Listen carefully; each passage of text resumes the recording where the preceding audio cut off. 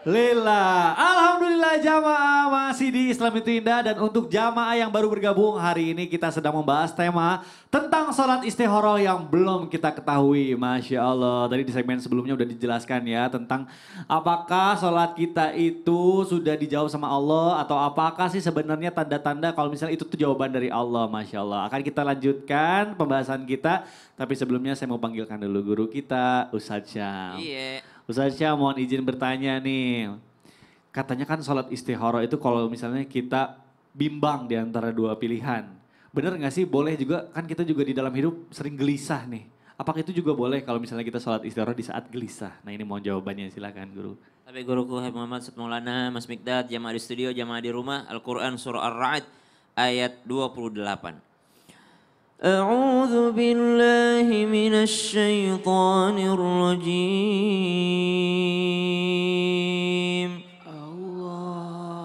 الذين آمنوا وتطمئن قلوبهم بذكر الله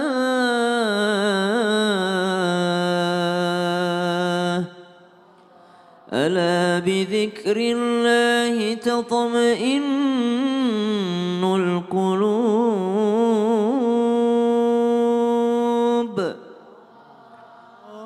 Orang-orang yang beriman, hati mereka tentram dengan cara mengingat Allah. Hanya dengan mengingat Allah, hati menjadi tenang ataupun tentram.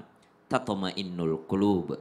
Maka jikalau ditanyakan, apakah sholat itu bisa menenangkan hati? Jawabannya betul. Karena sholat itu adalah salah satu sarana untuk mengingat Allah. Apakah sholat istikharah bisa digunakan untuk menghilangkan kegelisahan? Jawabannya betul. Kadangkala orang gelisah itu karena memikirkan masa depan. Sedangkan masa depan itu kita senantiasa terdiri dari beberapa pilihan.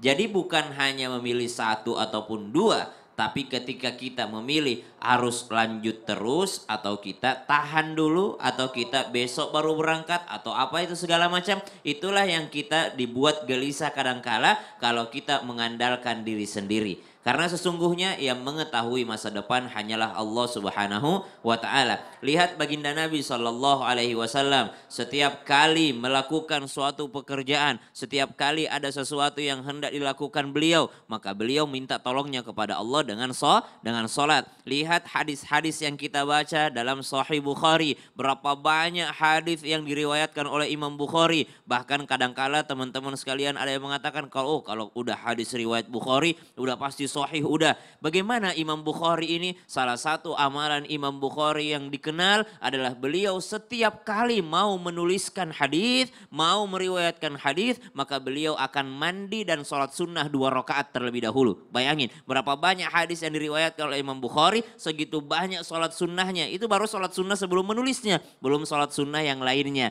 Para ulama kita tidak melepaskan daripada sholat sunnahnya. Ada ulama sepanjang malam sholat sunnah terus. Seperti misalnya Uwais Al-Qarni, sepanjang malam beliau mengatakan hadhihi lailatir ruku, maka malam itu dia akan ruku terus sampai menjelang adzan subuh, barulah beliau menutup salatnya dengan salam, assalamualaikum warahmatullahi, assalamualaikum warahmatullahi.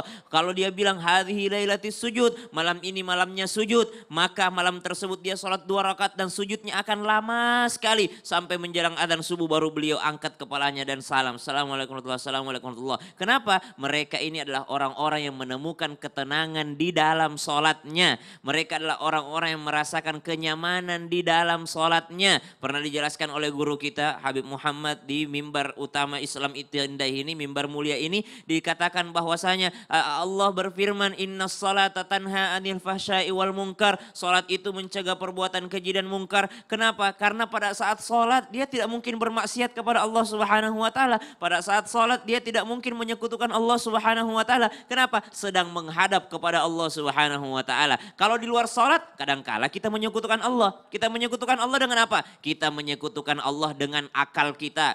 Kalau begini mas saya udah biasa lewati itu. Kita menyekutukan Allah dengan kekuatan kita. Oh gampang bisa dibayar itu. Subhanallah, kita menyekutukan Allah dengan jabatan kita. Wah kalau ini mah pakai ordal bisa. Ini kita menyekutukan Allah dengan power kita yang kita miliki. Kita menyekutukan Allah dengan selain daripada Allah Subhanahu wa taala. Maka orang yang sholat menghilangkan kegelisahannya akan masa depan, menghilangkan kegelisahannya akan rezekinya, menghilangkan kegelisahannya akan sesuatu yang belum terjadi, karena sesuatu yang belum terjadi itu hanya Allah Subhanahu wa taala yang mengetahuinya. Maka hilangkan kegelisahan itu dengan mengingat Allah, dan salah satu sarana mengingat Allah adalah ketika berada di dalam sholat. Kalau sholat wajib mungkin ya karena kita wajib gitu. Betul, betul. Tapi ada sholat-sholat yang memang hanya kita dan Allah yang tahu, itulah yang bisa menghilangkan kegelisahan. Subhanallah. Terima kasih guruku Ustadz Syam. Boleh tepuk tangan dulu dong. Masya Allah. Baik jamaah, masih semangat gak Bu?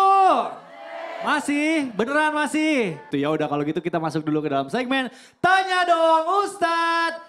Kami semua tanya dong Ustadz. Baik, sebelum saya tunjuk, tadi kayaknya ada yang protes katanya gara-gara belum dapat jawaban dari Allah. Tapi gimana sih maksudnya, coba Bu boleh dijelaskan dulu Bu, kenalan dulu siapa namanya dari mana Bu. Terima kasih, nama saya Atika. Gini Ustadz, kita kan sudah sholat istikharah, tapi doa kita belum terkabul. Apa emang ada yang salah gitu? Bismillahirrahmanirrahim. Allahumma salli ala sayyidina Muhammad wa ala sayyidina Muhammad. Saya langsung saja. Sudah salat sunat istikharah, sudah berdoa, kok doanya tidak diijabah? Harus dicamkan doa itu ibadah. Diterima tidak diterima itu hak vetonya Allah. Yang jelas kita sudah salat, yang penting kita sudah doa. Oke? Jamaah, pasti yang terbaik. Tadi sudah jelaskan oleh Habib Muhammad Sahab bahwa menurut kita baik belum tentu menurut Allah baik. Betul tidak? Jamaah, tapi bisa enggak? Ini nih buat yang di rumah juga sebagai catatan. Kalau salat sunat istikharah, lihat sebelum, ketika, sesudah. 1, 2, 3. Sebelum, ketika, sesudah. Sebelumnya perbaiki dulu apa yang dipakai untuk sholat. Jangan sampai baju yang digunakan yang diharamkan. Baju curian. Makanan yang bagaimana mau diterima, ada benda haram pada tubuh. Kemudian mohon maaf, isi pilihannya apa? Kenapa doa saya tidak, memang kamu istirahatkan apa? Apakah saya sekolah atau tidak? Gak usah diistirahatkan itu, sekolah aja. Nikah atau tidak? Gak usah istihara, nikah aja. Nah tuh Ustadz tuh. Nikah aja Ustadz, gak usah istihara. Gak usah istihara, begitu-begitu. Ada 2 pilihan, wanita, Ustadz. Yang mana saya pilih, istihara enggak saya? Kenapa memang? Yang satu muslim, yang satu tidak muslim. Ya Allah, enggak usah istiharain itu. Kan tidak mungkin diistiharain sesuatu yang dilanggar. Betul. Mau berangkat haji atau tidak? Enggak usah istihara haji. Betul tidak? Yang gitu-gitu. Aku mau pergi sekolah atau tidak ya? Sekolah atau tidak? Sekolah atau tidak? Mau istihara dulu. Ya Allah, sekolah. Salat istikharanya di waktu yang tepat. Apalagi pilihlah waktu-waktu yang mustajab. Itu. Sekarang. Sebelum tadi. Kemudian ketika sesudah. Apa yang harus dilakukan?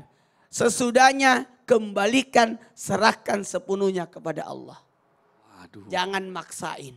Iya. Kalau tidak sesuai keinginan saya tidak mau lagi. Baik, Masya Allah. Sekarang akan kita lanjutkan. Kira-kira masih ada yang mau bertanya nggak Bu? Coba angkat tangannya yang mau bertanya. Wah, Masya Allah yang ini cepet banget. Mohon maaf Ibu ya, yang sebelah kiri tadi sudah. Sekarang saya mau kasih kesempatan buat Ibu yang pakai kacamata ini. Asik banget kacamatanya kayak di pantai Bu. Siapa namanya Bu? Dari mana Bu? Assalamualaikum warahmatullahi wabarakatuh. Waalaikumsalam warahmatullahi wabarakatuh. Perkenalkan nama saya Ibu Hajah Hodijah Baik Ibu. dari Majelis Ta'lim Anida, Perumahan Bulak Macan, Bulak Macan, Harapan Jaya, Harapan Jaya. Bekasi Utara. Kasih, sampai apa? Boleh tepuk tangan dulu dong, biar makin semangat. Oke, tenang Izin aja. bertanya, Ustadz. Silahkan. Saya mau bertanya dengan Habib. Habib Muhammad Syah. Tahu aja yang mana yang Aduh, ganteng. tahu. Iya dong.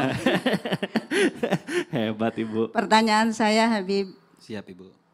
apakah sholat istikharah itu ada doa khususnya enggak sih Habib? Masya Allah. Mohon pencerahannya, itu pertanyaan saya. Terima kasih. Assalamualaikum warahmatullahi wabarakatuh. Waalaikumsalam warahmatullahi wabarakatuh. Alhamdulillah pertanyaan saya diwakili, makasih ya Bu. Ada doa khususnya enggak setelah salat istikharah Habib, silakan. Baik, doa istikharah ini punya tata cara, tadi guru kita Ustadz Syam, Ustadz Maulana sudah menyampaikan sedikit, kita mengulas.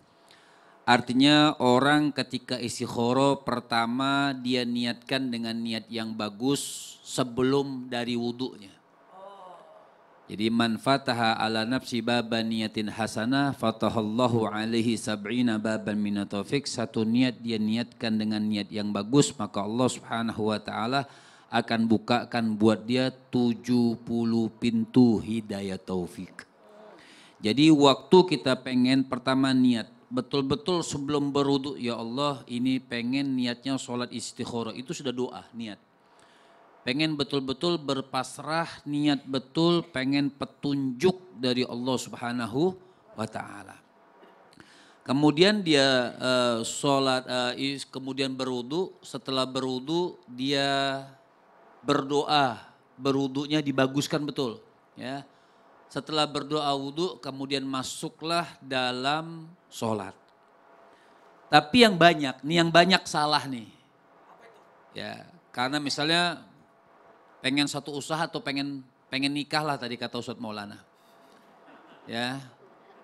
Waktu sholat pengen nikah itu sholatnya khusyuk. Tapi kalau sholat subuhnya, nah ini yang banyak salah kadang-kadang. Bu, Ibu sholat duha gak? Niatnya apa sholat duha? Minta duit kan? Mana afdal sholat duha sama sholat subuh? Afdalan mana, duha apa subuh? Duha apa subuh? Subuh apa subuh? Subuh. Karena sholat subuh itu wajib. Kita sebenarnya istikharah pun, maksudnya memang itu aturan Nabi, tapi kita minta pun ketika dalam di setelah sholat fardu itu ijabah karena itu sholat yang wajib. Saya paham maksudnya Habib, sangat halus. Ada orang Ya, nanti sholat pada saat istikharah, dia tidak pernah sholat fardu. Nah, itu dia. Giliran mau nikah baru sholat istikharah. 5 waktunya. Ya itu nggak halus Ustaz. Itu to the point. Keren. Jadi artinya ketika kita sudah masuk sholat, nggak apa-apa khusyuk. Yang penting juga sholat subuh, sholat asar, sholat zuhur, sholat maghrib, sholat isya juga harus khusyuk. Nah kemudian kita berdoa. Nah ini doa. Kalau di dalam kitab Ihya Ulumuddin, Imam Ghazali itu menuliskan tata cara lengkap sampai doanya dituliskan oleh Imam Ghazali. Kalau kita bahasa Arabnya Ibu, kalau kita bacakan cukup panjang. Allahumma inni astaghfiruka. Panjang doanya, bisa juga ditemukan di amalan sholat sunnah. Kalau situ ada amalan sholat sunnah istikharah, pasti itu doa ditentukan, dituliskan. Juga seperti Majmu' Syarif. Ibu-ibu tahu kan kitab-kitab Majmu' Syarif. Nah itu juga ada doa istikharah. Tapi kalau kita tidak mengerti artinya misalnya. Doa pakai bahasa Arab, bagus bukan tidak bagus. Tapi yang paling bagus doa yang ibu faham karena ibu pengen mengadu kepada Allah subhanahu wa ta'ala. Pemirsa pengen mengadu kepada Allah, pakailah bahasa kita. Ibu bisa bahasa Sunda, Kumaha Allah. Ya Allah. Gusti Allah. Iya. Ya, atau mau bahasa Jawa apa bahasa Indonesia, ya Allah betul-betul berpasrah minta dipilihkan. Sisanya apa? Sisanya kita serahkan kepada Allah Subhanahu wa taala. Masya Allah. Baik, sekarang saya akan kasih kesempatan lagi nih. Ayo, jangan kalah cepat ya. Siapa yang mau bertanya boleh angkat tangannya lagi, Bu. Waduh. Nah, sepertinya yang sebelah sini deh. Ibu silahkan. Assalamualaikum warahmatullahi wabarakatuh. Waalaikumsalam warahmatullahi wabarakatuh. Mau tanya dong Pak Ustadz, Bu namanya siapa? nama saya Sugesti Ibu Sugesti, baik. Wah, saya dari Majelis Taklim Anida Bekasi Utara, Bulak Macan. Pak. Bulak Macan, baik. Silakan Ibu pertanyaannya. Saya mau bertanya Pak Ustadz, manfaat dari sholat Manfaat daripada sholat istikharah. Salah satu yang tidak kita tahu ya. tentang terjauhnya dari bisikan setan. Oh gitu. Yang ibu minta jawab siapa? Dengan Ustadz Sam.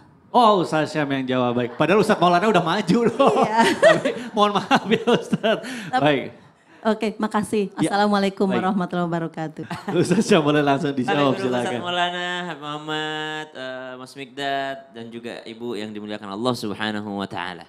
Kita buka Al-Quran surah Al-A'raf ayat 16. A'udzu billahi minasy syaithanir rajim.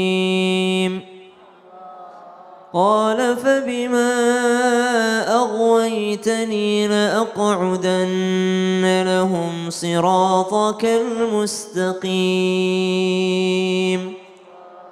ثم لآتينهم من بين أيديهم ومن خلفهم ومن خلفهم وعن أيمانهم وعن شمائلهم ولا تجد أكثرهم شاكرين.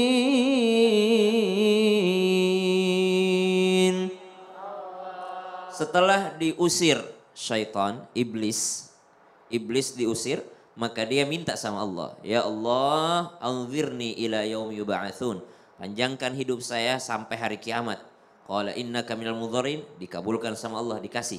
Qala fabima aghwaytani la aq'udanna lahum siratakal mustaqim. Lalu salah satu tujuannya iblis dan syaitan itu menggoda manusia, membisik-bisikkan manusia supaya jauh dari jalan yang lurus, supaya melenceng jalannya. Kita ini sholat istikharah supaya dapat petunjuk jalan yang lurus, supaya dapat petunjuk jalan yang benar. Benar menurut siapa? Benar menurut Allah Subhanahu wa Ta'ala. Kenapa? Karena mintanya sama Allah. Tapi syaitan itu senantiasa berusaha menghalangi seseorang kepada jalan yang lurus, sehingga mereka diceritakan oleh Allah dalam Al-Quran. Qala, mereka berdoa, thumma la'atiyannahum min baini aydihim wa min khalfihim wa an aymanihim wa an syama'ilihim. Syaitan itu datang dari kanan, kiri, depan, belakang, datang menggoda manusia. Bagaimana cara supaya terhindarnya? Salah satunya dengan sholat. Sholat istikharah itu bisa dengan sholat istikharah. Kenapa? Ketika kita berwudu saja itu sudah melepaskan ikatan syaitan. Ketika kita sholat sunnah itu sudah melepaskan daripada ikatan syaitan. Menghindar daripada bisikan syaitan, menghindarkan daripada keinginan hawa nafsu kita. Walaupun ada orang sementara sholat saja masih digoda sama syaitan, sehingga Nabi mengajarkan kalau masih ada godaan itu berta'awudlah, masih ada godaan itu maka meludah ke kiri 3 kali dengan angin gitu ya. Kenapa? Karena itu adalah cara menghindarkan bisikan syaitan. Ada orang dalam sholat saja masih dibisikin sama syaitan. Betul. Allahu Akbar. Kunci motor di mana ya? Nah, itu saya banget tuh Ustaz. Kunci motor di mana gitu langsung Tiba-tiba. ingat. Tapi biasanya jadi tiba-tiba ingat, aduh. Makanya istikharah jangan sekali. Oh. Mungkin di awal-awal masih kepikiran. Tapi karena seiring waktunya insya Allah dia semakin khusyuk, semakin fokus. Waduh, Masya Allah. Jadi konsisten juga ya terus dilakukan. Terima kasih guruku Ustaz Syam. Boleh tepuk tangan dulu dong Bung. Masya Allah. Baik jamaah, jangan kemana-mana karena setelah yang satu ini kita akan kasih kesempatan untuk jamaah yang ada di rumah untuk bertanya langsung sama guru-guru kita. Tetap di Islamic Tinda. Jamaah, oh jamaah, alhamdulillah.